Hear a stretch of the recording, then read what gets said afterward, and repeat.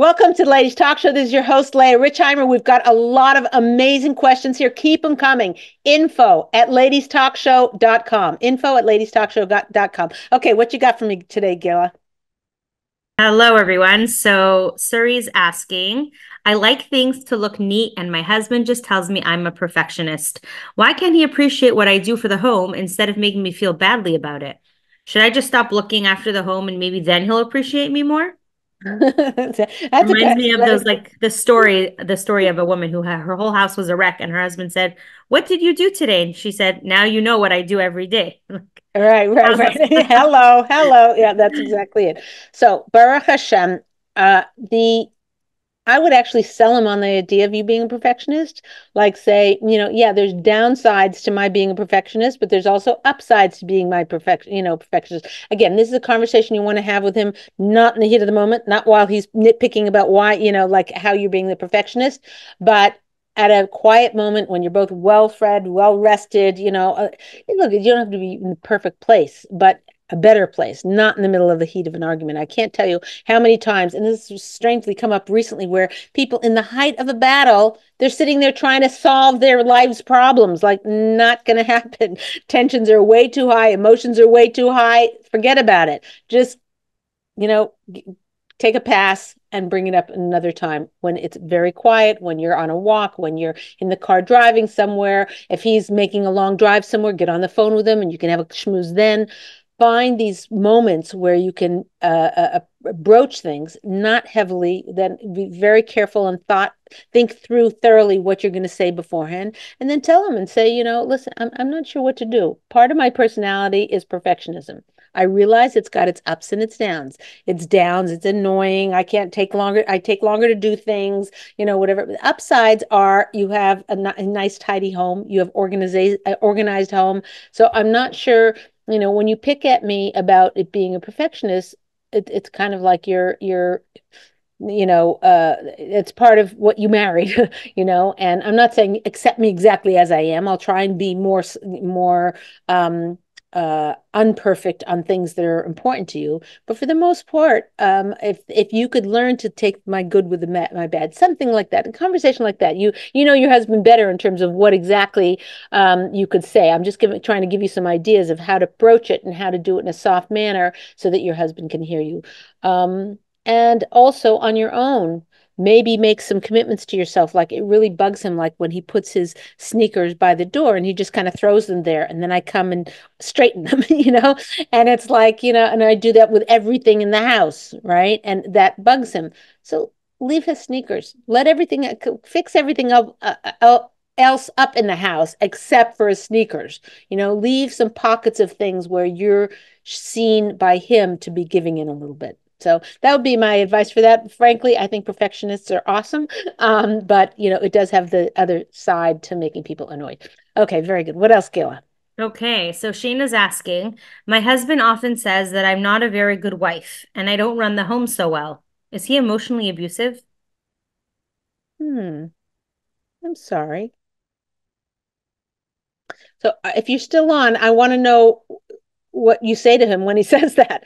Like if that someone said that to me, my husband, anyone said that to me, I would say, what gives you that idea? What makes you think that? Why do you say that? Where are you coming from?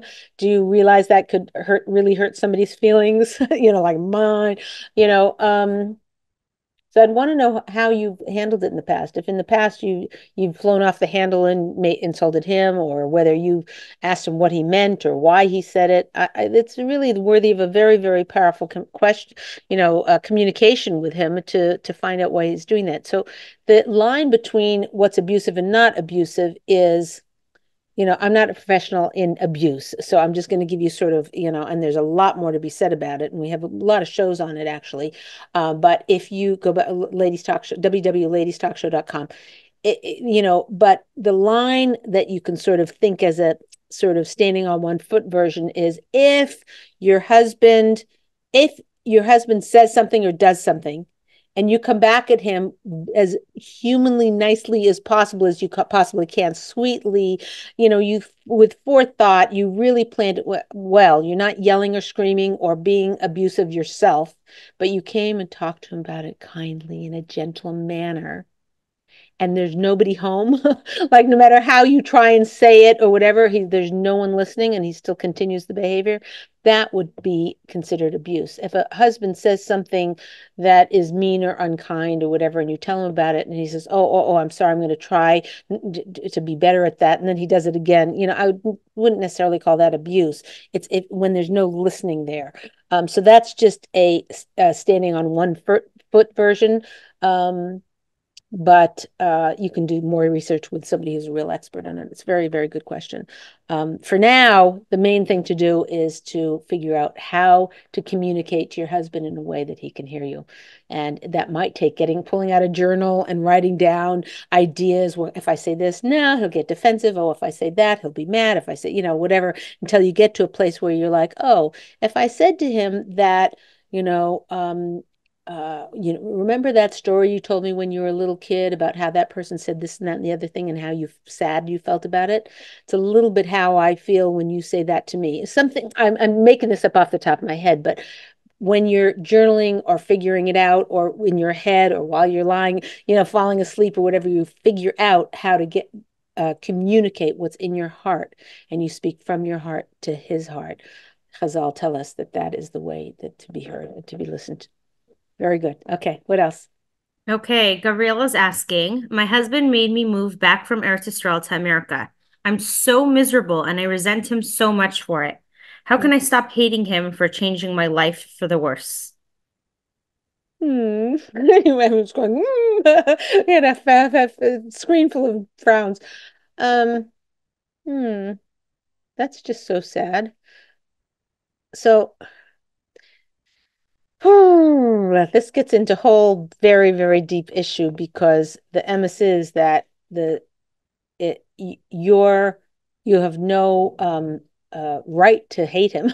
You have an obligation to love him, regardless of how you feel or regardless of what's going on. I mean, there's abuse and there's other situations, but in this situation, where a man decides he wants to live and bring the family to, it's your obligation to follow him to the ends of the earth. So in this age of equality and everybody gets their 2 cents and whatever, it's not like a woman doesn't have a voice. Hello, we've got Bini Sarah. He needs our voice. He needs our wisdom. He needs our insights. He needs our subtlety of sensitivities of understanding things. That's definitely needed. Our voice is needed. But in terms of, there's got to be only one king in the household, and that's the husband. I'm sorry, ladies. Sorry for those of you who are new to the show. You're like, what is she talking? Listen, if I was telling you to make him the king so that you could do the right thing, or so you could be subservient, or you could be less than, or you could whatever. If I was telling you that, yeah, you turn forget it, knock my head off. God forbid, don't do that. But I'm just saying, I'm not telling you for that. I'm telling you, if you make him the king, your life will get better each and every day. Every day, there will be more bracha in your home by increments. Sometimes you'll see huge bracha, sometimes little bracha, sometimes you won't see the bracha at all. But we have a guarantee from Shemayim, from Hashem himself, that if you mavater and you take care of your husband and you treat him like a king and you follow our Masorah of respecting your husband, your home will be filled with the Shekhinah. It will be filled with bracha, blessings.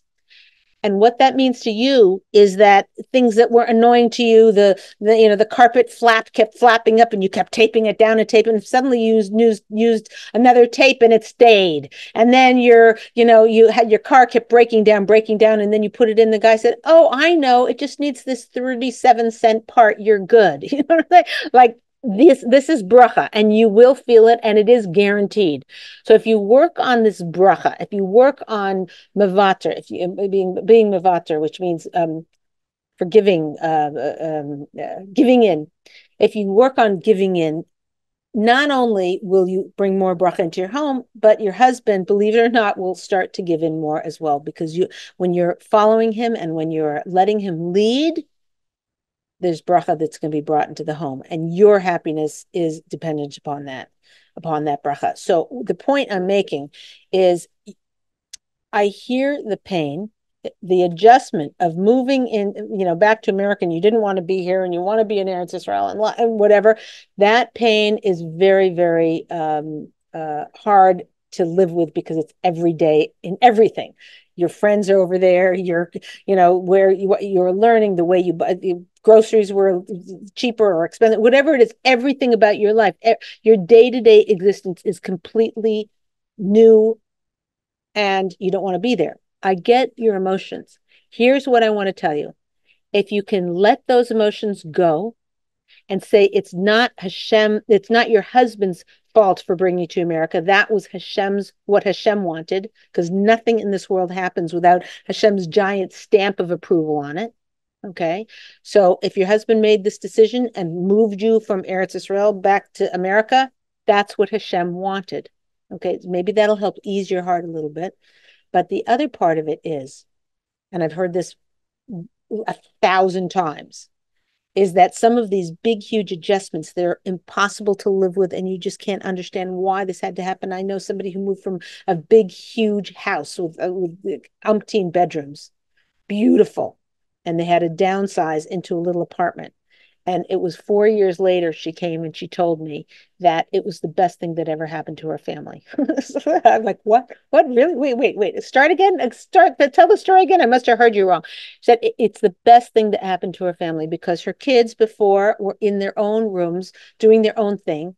And now they all had to share 2 rooms. Excuse me, they got closer, they learned to get along better. She saw the character of her kids was better because I don't know, maybe they were spoiled in the old house. I have no idea. But in any case, the point I'm making, some of these things that just seem impossible to deal with, life circumstances impossible to deal with, you might look back on this and say, wow, I spent so much time wasted being mad at my husband, and this turned out to be one of the best things that ever happened to our family. One of the best things that ever happened to me.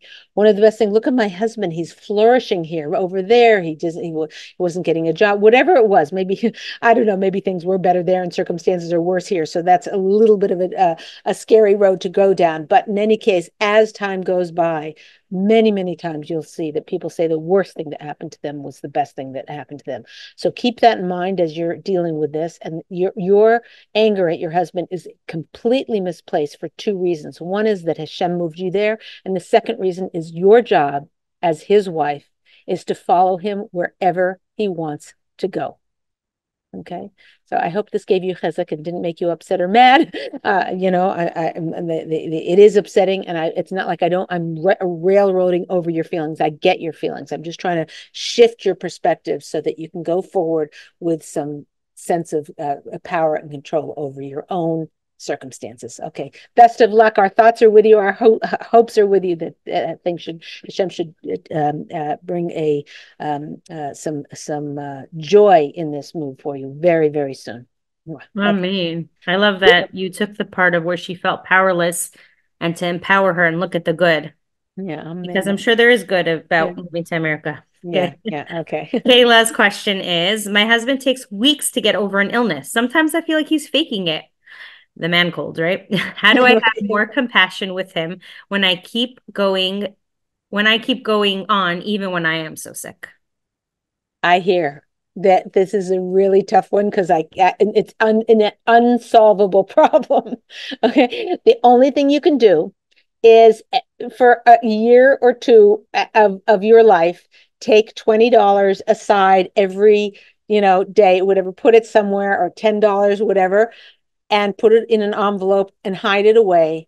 And on the days, and so that when it comes to this, and you have, like, he has his cold for 7 days, and then he's got for 2 weeks, he's sniffling, oh, I can't do the dishes, oh, I don't feel like going out, oh, I don't want to go to this person, I know we had plans for months going there, I don't feel up to it, and you're like rolling your eyes. Every day you do this, you take a $20 bill out of that thing and spend it on whatever you want. It's the only hack that I can think of, because this is how men are. And yeah, and it's very, very frustrating. And I don't know that there's much that you can do about it, changing him. Good luck with that. If you figure it out, give me an email. I'll share it with everybody because it ain't so easy. And also it could be sometimes if a person doesn't get enough sympathy when they're cold or when they're hurting or whatever, then they grab for more, grab, grab, grab, grab.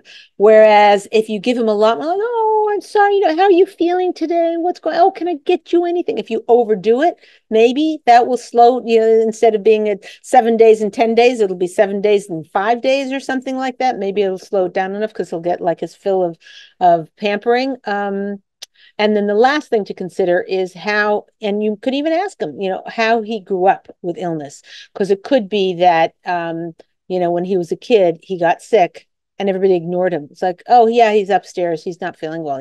Nobody took care of him, nobody was there for him, and so he has a deficit of being cared for in that way. And if you talk to him about that, and that is the case, then be the best wife you can be and shower him with pampering and care, and even if it is faking it, it's okay. We heal each other. You heal your husband, he heals you from past childhood wounds and things like that. And that's part of our jobs as a married person. And so I would definitely, don't ask him about it accusingly, like, well, when you were a kid, did you, whatever, but just say, I've been thinking about, sometimes it seems like you get sick and it just lingers and lingers. And I was wondering if you weren't really cared for when you were a kid. And if it'll bring out the part of him, the vulnerable part of him, and he might say, oh, no, no, no, it was fine. No, it's just I'm really sick, okay, that's fine. He could be truthful or could be denying internal emotional trauma, drama, who knows, but at least he'll know you've cared. Or he might say, he said, yeah, nobody gave a hoot. Nobody brought me toast and jam and, and some tea. I was kind of on my own, and now I'm married. I really milk it, and that's okay. You can say that's okay. Milk it all you want. I love you. I'm here for you, and hopefully it'll be reciprocal. Not when you're sick. Forget about it. They don't even get it. It's like, oh, So, but I'm saying in terms of cherishing you and closeness to you, that'll do the trick. Okay. Best of luck. Okay. Good. What else, Gila? Woo! You guys are great. Great questions today. Hello. Okay, this time for one last question. Are we ready? Okay. Okay, even though Sippy is asking, we are struggling with infertility and we have tried many interventions. We went to Rabbanim to get brachos, segulos, and everything else recommended by the doctors.